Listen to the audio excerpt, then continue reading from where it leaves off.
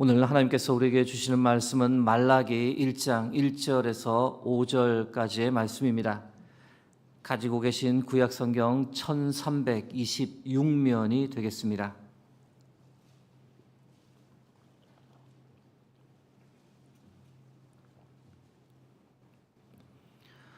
허락하신 말라기 1장 1절부터 5절까지의 말씀 교독하겠습니다. 여호와께서 말라기를 통하여 이스라엘에게 말씀하신 경고라. 여호와께서 이르시되 내가 너희를 사랑하였노라 하나 너희는 이르기를 주께서 어떻게 우리를 사랑하셨나이까 하는도다. 나 여호와가 말하노라. 에서는 야곱의 형이 아니냐. 그러나 내가 야곱을 사랑하였고 에서는 미워하였으며 그의 산들을 황폐하게 하였고 그의 산업을 광야의 이리들에게 넘겼느니라. 우리가 무너뜨림을 당하였으나 황폐된 곳을 다시 쌓으리라 하거니와 나 만군의 여호와는 이르노라. 그들은 쌓을지라도 나는 헐리라. 사람들이 그들을 일컬어 악한 지역이라 할 것이요 여호와의 영원한 진노를 받은 백성이라 할 것이며. 5절 합독하겠습니다. 너희는 눈으로 보고 이르기를 여호와께서는 이스라엘 지역 밖에서도 크시다 하리라. 아멘.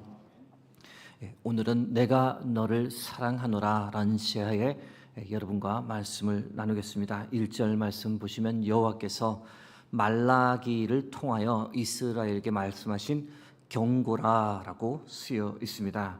말라기는 말라히라고 읽는데 그 뜻은 나의 사자, 나의 메신저를 뜻합니다. 사자 메신저란 하나님께서 전하고자 하는 메시지를 가감없이 그대로 정확하게 전달하는 사람을 뜻합니다. 거기에 자기의 개인적 생각이나 이 사사로운 말을 보태어 하나님의 말을 변질시켜서는 안 됩니다. 이 메신저의 역할을 정확하게 수행하는 사람을 바로 예언자라고 우리가 부릅니다. 말라기가 사람의 이름인지 아니면 나의 메신저를 뜻하는 단순한 호칭인지에 대해서는 좀 불분명합니다. 물론 둘 다일 가능성도 배제하지는 못합니다. 경고는 히브리어 마사라고 읽는데 왜 경고라고 번역을 해두었을까? 조금 아쉬운 부분입니다. 말라기 전체의 내용을 보시면 경고의 메시지만 있는 것이 아니라 하나님의 축복의 메시지도 있는 것을 볼 때 경고보다는 단순하게 예언 또는 말씀이라고 번역해도 괜찮겠습니다. 1절에서 우리가 묵상할 수 있는 것이 하나 있다면 하나님께서 말씀하신다라는 겁니다.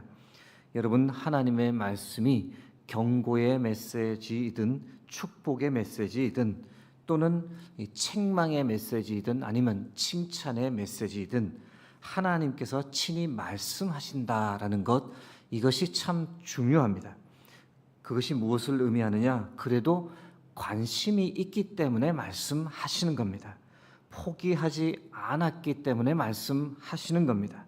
어떻게든 잘 되기를 바라시기 때문에 말씀하신다는 겁니다.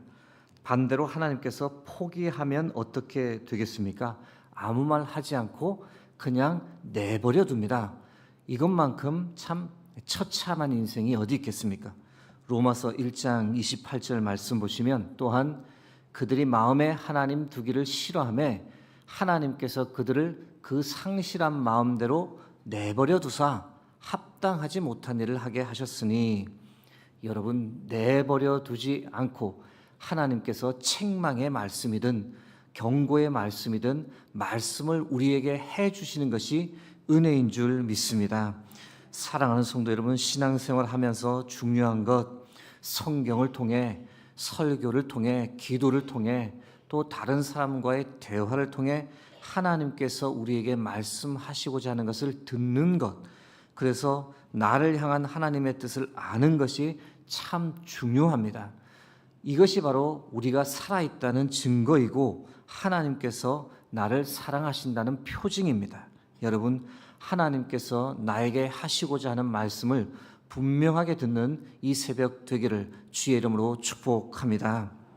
2절 전반부 말씀입니다. 여호와께서 이르시되 내가 너희를 사랑하였노라 하나 너희는 이르기를 주께서 어떻게 우리를 사랑하셨나이까 하는도다. 말라기가 쓰여지던 이 시대가 참 처참한 상황이었습니다. 말라기는 구약의 마지막 책입니다. 주전 430년에서 400년 사이에 쓰여졌다라고 보는데 그때 이 상황이 참 좋지 않았습니다. 나라가 망한 지 거의 160년이나 지났습니다. 한때는 포로로 잡혀갔던 이들이 돌아와서 하나님의 성전을 재건했더랬습니다. 그래서 그때 한때 신앙의 열정이 불타올랐지만 그것도 시간이 90년이나 지나면서 신앙의 열정이 식어버렸습니다. 하나님의 영광은 성전에서 사라져버렸고 형식적인 제사만 남았습니다. 하나님 받지 않으시는 헛된 예배만 드려지고 있었고 제사 드리는 제사장들은 타락했습니다. 그 결과 신앙적으로 참 무기력한 시대, 그때 이 말라기서가 쓰여졌습니다. 또 다른 한때는 포로에서 돌아온 이들이 예루살렘 성벽을 재건하며 한때 이 예루살렘에 희망이 있었던 때가 있었습니다. 이제 조금만 노력하면 잘 살 수 있을 거야, 그런 희망을 가졌는데 그 또한도 한 20년이 지나다 보니 현실의 큰 장벽에 부딪혔습니다. 나라가 없다 보니 아무리 노력한들 모든 것이 너무 힘들었습니다. 경제적으로 힘들었습니다. 한 끼 때우기 위해 악착같이 일하는 이들 많았고 상대적으로 여유가 있는 이들 또한 어떻게든 더 모으려고 악착같이 움켜쥐던 시대였습니다. 정말 이 총체적 난국의 시대였던 거죠. 그러니 백성들 중에 하나님께 항변하던 이들이 있었습니다. 하나님이 살아계시기나 한 거야. 우리를 돌보시는 것이 맞는 거야. 하나님이 어떻게 우리를 사랑한다고 말할 수 있단 말인가? 그렇게 항변하는 이들에게 하나님께서 무엇이라 말씀하십니까? 내가 너희를 사랑하였노라. 성경에는 과거형으로 번역되어 있지만 지금도 여전히 사랑한다라는 현재형으로 보셔도 무방합니다.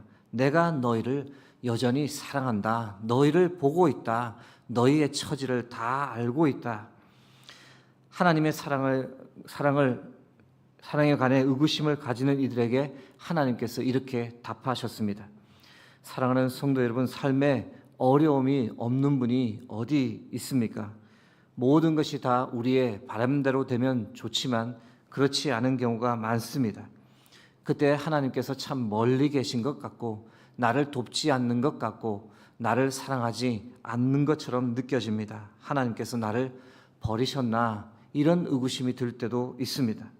그러나 여러분께서 지금 이 자리에 있는 것 그 자체가 하나님의 사랑임을 믿으시기 바랍니다. 걸을 수 있는 건강 주셔서 올 수 있었습니다. 새로운 날 새 호흡 허락해 주셔서 여기 있을 수 있습니다. 이것만으로도 전적인 하나님의 사랑이요 하나님의 은혜입니다. 그러므로 오늘도 감사하며 살아가시길 주의 이름으로 축복합니다. 새로운 하루 주셔서 예배 드릴 수 있도록 인도해 주셔서 말씀으로 우리에게 먹여주셔서 또 감사하는 하루를 보내시기 바랍니다. 하나님께서 어떻게 이스라엘을 사랑하셨다라고 말씀하시는지 보겠습니다. 2절 후반부부터 3절 말씀까지입니다. 나 여호와가 말하노라. 에서는 야곱의 형이 아니냐? 그러나 내가 야곱을 사랑하였고 에서는 미워하였으며 그의 산들을 황폐하게 하였고 나의 산업을 광야의 이리들에게 넘겼느리라. 하나님의 사랑을 두 가지로 정명합니다. 하나는 내가 택한 사람은 바로 너야. 에서가 아니라 이스라엘 야곱 바로 너야.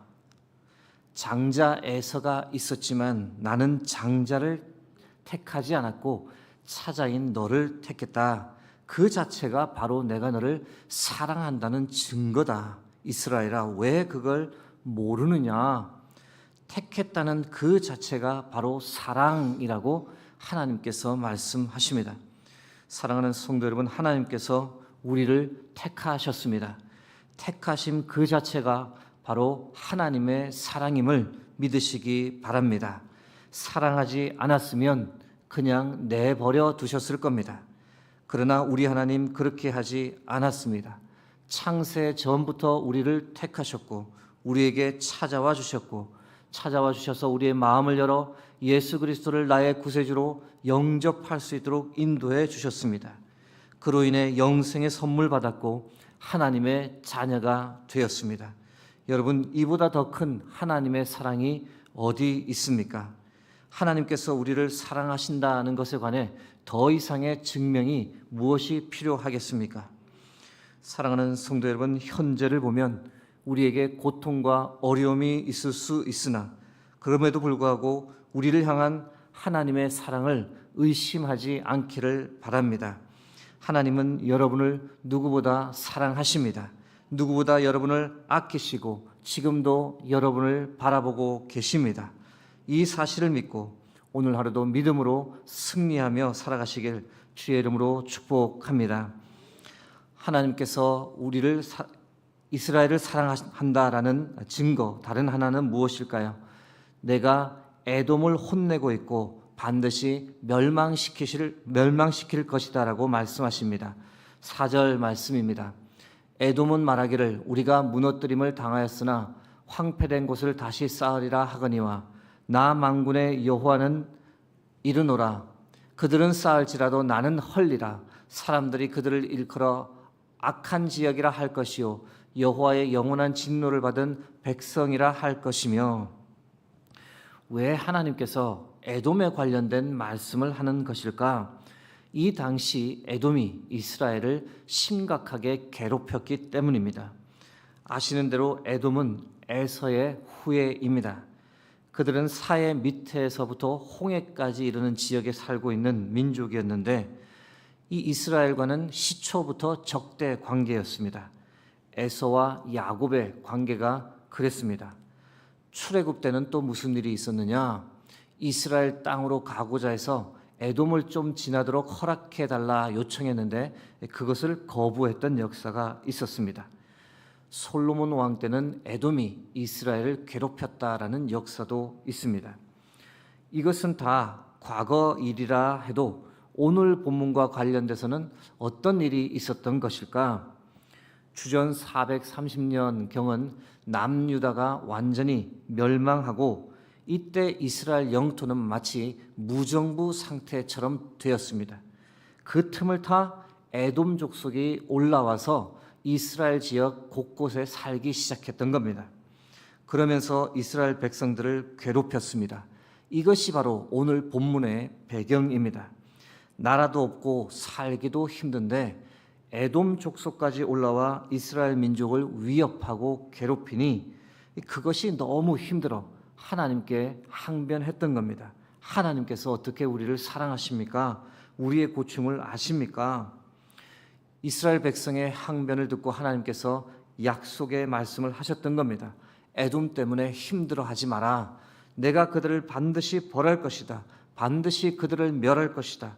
그것을 통해 내가 너희를 향한 나의 사랑을 증명할 것이다. 이렇게 말씀하시는 겁니다. 사랑하는 성도 여러분, 우리를 참 힘들게 하는 우리의 삶을 살면서 이 에돔과 같은 문제가 있습니다. 우리의 마음을 너무도 무너뜨리는 문제가 우리 삶에 존재합니다.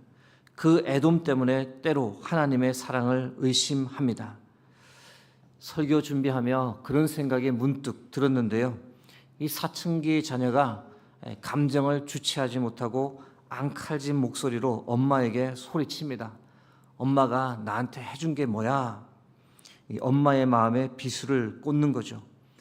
당장 자신에게 필요한 것 해주지 않는다고 자녀가 엄마의 마음을 아프게 하는 말을 던집니다. 그러나 여러분, 엄마가 과연 그 아이를 위해 해준 것이 정말 아무것도 없습니까? 그렇지 않습니다.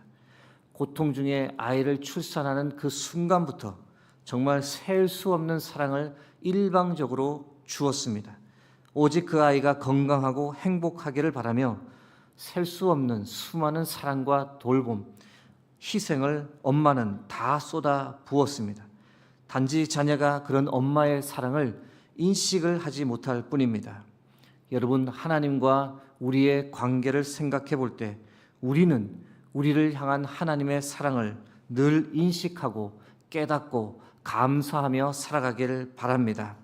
하나님께서 이미 우리를 위해 헤아릴 수 없는 사랑을 베푸셨습니다. 우리가 이 땅에 태어나기도 전부터 우리를 사랑하시고 계십니다. 우리를 살리기 위해 다 내어주셨습니다. 지금 당장의 어려움 때문에 우리를 위해 그동안 베푸셨던 많은 사랑과 헌신과 돌봄을 망각하고 살지 않기를 간절히 소망합니다. 사랑하는 성도 여러분, 하나님은 여러분을 사랑하십니다. 하나님은 오늘도 여러분과 함께 하십니다. 하나님은 여러분에게 필요한 모든 것을 아시고 이미 다 예비해 두셨습니다. 이 사실을 붙잡고 오늘도 믿음으로 승리하며 살아가는 저와 여러분 되길 주의 이름으로 축복합니다. 함께 기도하겠습니다. 하나님, 오늘도 우리를 주의 전으로 이끌어 주시고 귀한 영의 양식으로 먹여주시니 감사합니다. 하나님께서 우리에게 베푸신 그 크신 사랑을 오늘도 헤아리며 감사하는 복된 하루가 되게 하옵소서. 주신 믿음으로 어떠한 어려움 속에서도 반드시 주와 동행하며 승리하는 복된 하루가 될 수 있도록 우리의 삶을 이끌어 주옵소서. 모든 영광을 주께 드립니다. 예수 그리스도의 이름으로 기도드립니다.